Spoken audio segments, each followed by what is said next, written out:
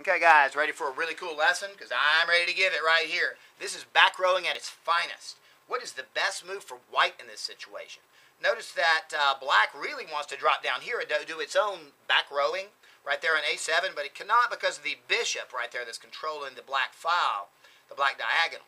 And as a result, you're going to have to think this through. I'm going to give you a minute and I want you to come up with the best move for white. Think about it.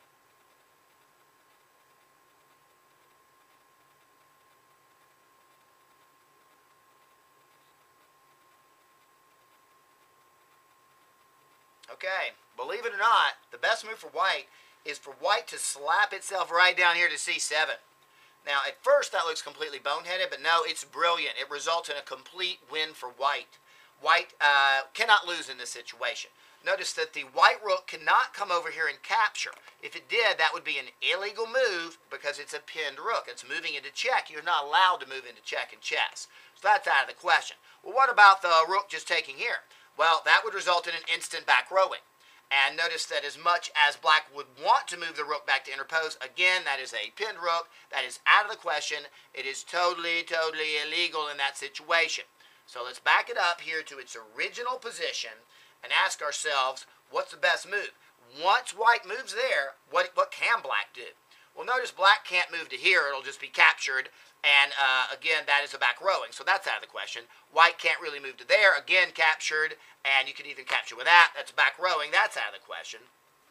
Notice black can't do something like make a queen move or any other move on the board, because if it did, you just capture there, and again, that's a back rowing, and it's checkmate. So you're going to have to do something with that rook. You're going to have to move it. What if you move the rook to someplace like here? Would that work? No, that wouldn't work either. Think about it, and that's what we do in chess. We go through these scenarios, because in this situation, white would come up and take the rook, and that's a nasty fork, and it's actually a triple fork. It's called a family fork, because you could take the bishop, you could take the rook, or the king. Of course, you're not interested in that bishop. You want to go in for the mate. They have to move out of check to here. You capture there, and that's checkmate. And so that's not going to be an option either. Let's back it up to its original position. Once white moves here to C7, is there anything that's going to save black?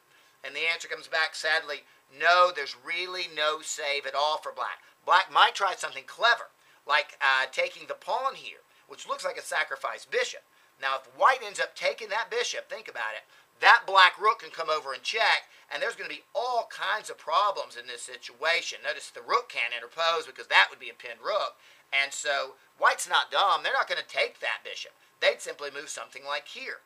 And notice that you might think, well, that's going to result in the loss of the queen, but it really won't, because if the rook takes the queen again, you've got the back row that you've had the whole time. Remember, the rook can't go there because of the pinned-in bishop. And as a result, in this situation, let's back it up to its beginnings. You might say to yourself, this is the beginning situation right here. Once white makes its move to right there, perhaps it would work for the black to take, and then if white got out, no, you wouldn't take and allow a back rowing, but you could move your bishop to there, protecting against the back row. Now, it wouldn't work either, because in this situation, think about it, then you'd have your same back rowing option. The rook would drop down. Of course, that rook can't block because it's pinned. And notice that when this rook actually captures, you end up capturing back. And that, again, is a nasty little back rowing situation. And so that won't do any good either. Is there any save at all here? Let's back it up to the beginning point. This is what real chess players do. They look to see if there's actually any save of any variety in this situation. In this original situation, is there anything that black can do once you make your move here to C7? And the answer is no. The most logical thing for black to do is to move to F8 right here, supporting. But ultimately, sadly, that is not going to do any good of any variety, because think about it. In this situation, you get to come down now, and you get to take the rook, and you get to check.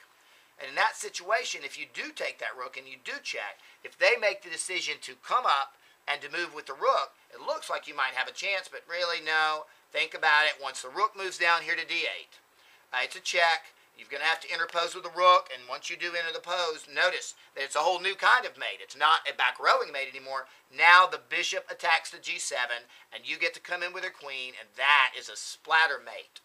And so no matter which way you slice it, in this original situation that we had, as much as it's kind of strange to look at it and see, and it is a little strange to look at this situation and see it, And that was the original situation.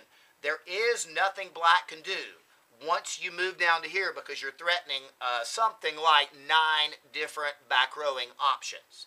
And so, good job, kids, listening to one of the most complicated lessons of all time. But this is what you do. You engineer things and you think them through. Good job.